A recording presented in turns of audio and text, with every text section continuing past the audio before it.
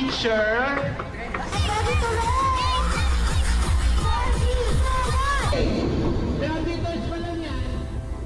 For this year, we would be covering Santo Niño 2025, the pista ng Santo Niño. I don't think I have the right to say no, even if I know na nakakapagod.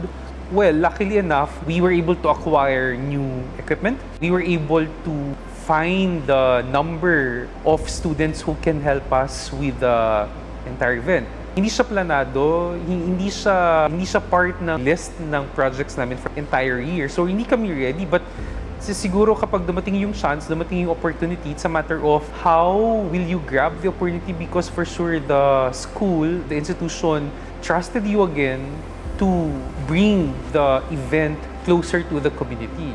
Meron ding hesitations kasi medyo natakot ako, like for example, kung how will the community accommodate us, considering that may bagong Hermano Mayor School of Law. Medyo may hesitations kami kung will they allow us to have freedom in terms of how we do our expertise for this year. We were very grateful because the entire community was very accommodating to us, especially the School of Law.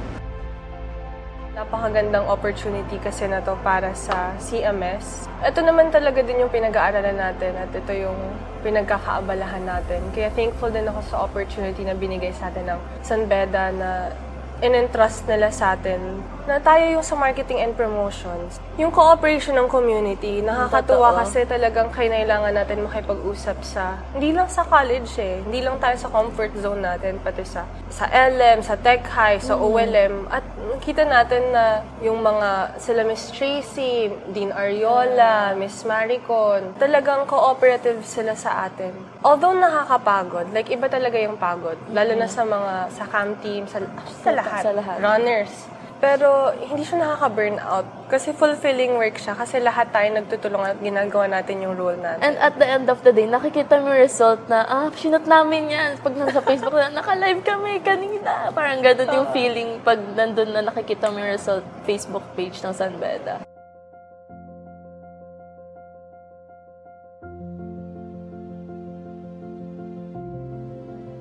Siguro what stood out for me this year around was, compared to last year, I understood like the whole energy and the spirit and the essence ng buong festival.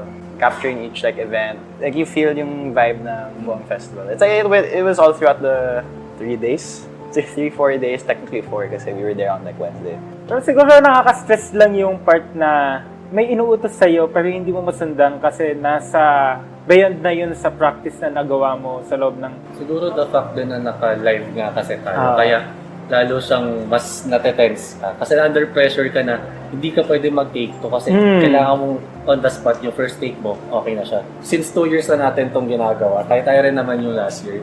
Nakikita natin na every year, mas nakaka-heartwarming siya. Kasi nakikita natin yung saya ng tao. Like, na-achieve natin yung goal natin at the end of the day na yung kasayahin ng mga tao. Maramdaman nila na festive yung environment ng San Beda. Nakikita mo na nagkakaisa tayo, especially nung time na nagpe-prepare tayo, nag-shoot tayo, nagpe-perform tayo. Very exhausting siya. Pero okay lang yun kasi gano'n naman talaga kapag nagtatrabaho. Basta grind lang ng grind.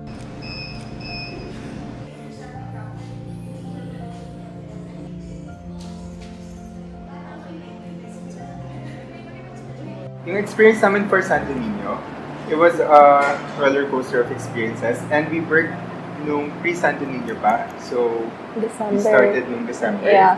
Ayun, maraming challenges, especially when it comes to starting the drafts for the concept design. Towards the end of Santo Niño, when the laptop specifically was already running out of storage, so me and Raf were stressing na over that. But overall, I feel like it's very accomplishing to see the things we did hung up in school and people holding the brochures and stuff. I trusted more my students. I trusted them in a way, like for example, hindi na ako sumasama sa shoots. Hindi na ako sumasama sa mga actual production setups and coverages. I trusted them more compared last year. Kasi nga, last year medyo nangangapa lahat, but one of the most good things that happened this year is that yung students mas may freedom sila to decide on their own, to decide on what kind of shots ang kukunin, creativity also, the production setup. So, yun, nagawa nila and I was very happy about it. Big deal siya sa akin kasi ang daming tao nakakita ng like ina-edit namin and stuff. Nakakatuwa din na maging part sa pag-produce nun. Like kahit like hindi ako mag-edit or like sasama lang ako sa pag-shoot. Super like fulfilling siya na nakikita siya ng ibang tao. I never experienced something as be big as be same day editing. Sometimes frustrating, but yet it's amusing to see if the final product is approved from every moderator. To start it is to transfer all the video clips and turn it into chronological order. The Sinologue one, like I had to compile on all who each batch cheer and all the dances, more memorable stuff, highlights. The choice of music, really helpful to amuse the video, more engaging. That's how I do in editing on Fastpace. Super memorable nun sa akin na yung in-edit ko is like mapapakita dun sa stage and like dun sa screen. So like yun yung pinaka sa akin, like highlight. Lahat kami alam namin yung role namin. Hindi na namin kailangan magtanungan kung ano yung gagawin namin, nasaan ako nakadesignate. In terms on manpower, sobrang dali niya kasi lahat hindi pagod na pagod yung cameraman mo, hindi pagod na pagod yung social at creative mo kasi ang dami nila sa team. Mahirap siya, pero also at the same time, parang nai-inspire ako sa people around me, lalo na Ate Danan. Nakita ko talaga na how industry or sa production, kailangan talaga, kung ano yung naka-assign sa'yo, hindi dapat yun lang talaga alam mo. So, kailangan maging flexible ka rin, kailangan kaya mong gawin yung ibang part, kaya mong mag-edit, kaya mong mag-cams, kaya mong humanda ng mga equipments. Pag nakikita ko rin kung gaano ka flexible yung mga seniors ko, parang na-inspire din ako na kung ako magiging seniors, gusto ko din na ganun din ako. Pagdating ko sa totoong field, pag nandun ka na talaga, at least alam mo sa sarili mo na kaya mo siyang gawin. Kapag nandun ka na sa mismong sa outside, Wala kang alam. Parang hindi ka mahihiya, hindi ka mapapahiya kasi meron kang knowledge kung ano yung dapat mong gawin. We saw an opportunity to broadcast, as in full-blown broadcast, yung starting from opening ceremony to the cheer dance competition, to the sinulog competition, closing ceremony, and the high mass. Challenging because if you will do a broadcast for one event, especially if it's live, you really need manpower. Of course, may mga hesitations and worries because paano yung internet connection, equipment, and this is our first time. Despite the pressures, despite the challenges, I actually enjoy what I'm doing. Teamwork talaga. Hindi mo kaya tapusin isang bagay nang wala kang tulong. If you don't have that help, maging pangit yung kalabasan. Lalo na yung relationship namin or natin sa bawat isa. Like from writers to producers, to anchors, tapos meron pa doon yung mga editors. Habang nasa process or habang nandun tayo sa system na yon, is nagbe-build tayo ng relationship all throughout. Doon ko na-realize na, ay hindi lang pala anchors yung importante kasi sila lang yung nasa harap ng cam. Every single detail, maaambag ng bawat isa is importante. So yun yung akin, is yung relationship building and yung communication ng bawat department or bawat team sa bawat isa. Dun sa actual live, siguro as someone who already produces contents for Tatak, hindi pa rin siya, sa akin, hindi pa rin ako sanay dun sa setup kasi compared to before, we were, siya palagi, tape, recorded na. And this is the first time that I'll be producing or directing a full-blown live for 3 consecutive days. As in, wala talaga akong alam at first. Although, we know the basics by the book, diba? We have broadcasting class. But doing it actual, iba siya eh. Especially now, we have to coordinate with IMC, we have to coordinate with the people, with the SOL who organizes. So, dumating ako sa BEDA 2 or 3 days na lang before the event. So, inano ko siya, like last minute ko siyang pinag-aralan from scratch. As someone who just recently shifted to CMS, lahat na ito bago. Everything is new to me. I have no idea what's going on how I should do this, how I should do that. With the help of, syempre, of M and MJ and syempre other members ng media, I got through it. Gusto ko yung feeling na pag early mornings tayo, tapos magkikita-kita tayong lahat correspondence, yung prod natin, and yung preparation beforehand, the call before the storm, if we can say so. tayo yung nagbibigay ng happiness para sa mga tao sa Santo Niño.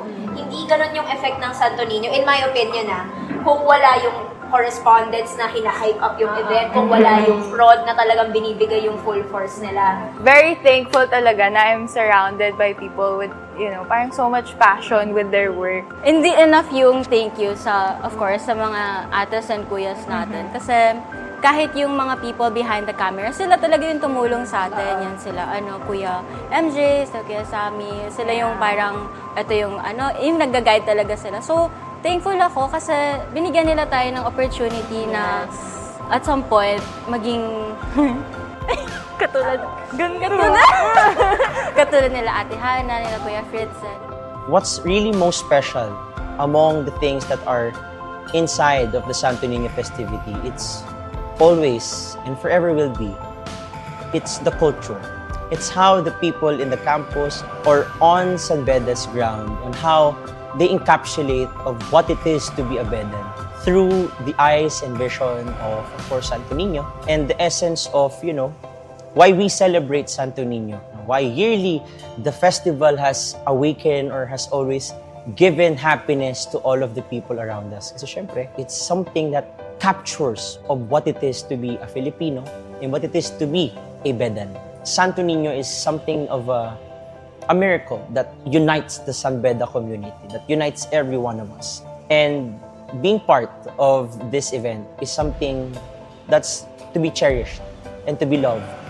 With how we produced the entire coverage for this year, I think yung students mas naging bolder sila. Kumbaga in terms of risk, mas naging matapang to cover everything. And I'm really very grateful with them because with me, very demanding, ensuring that alam nila yun na there's only one task for us as well is to produce quality works. I'm very grateful on paano nila inaccept yung challenge, them working beyond their academic schedules, holidays, weekends, especially yun, after Christmas, talagang ginawa nila yung trabaho.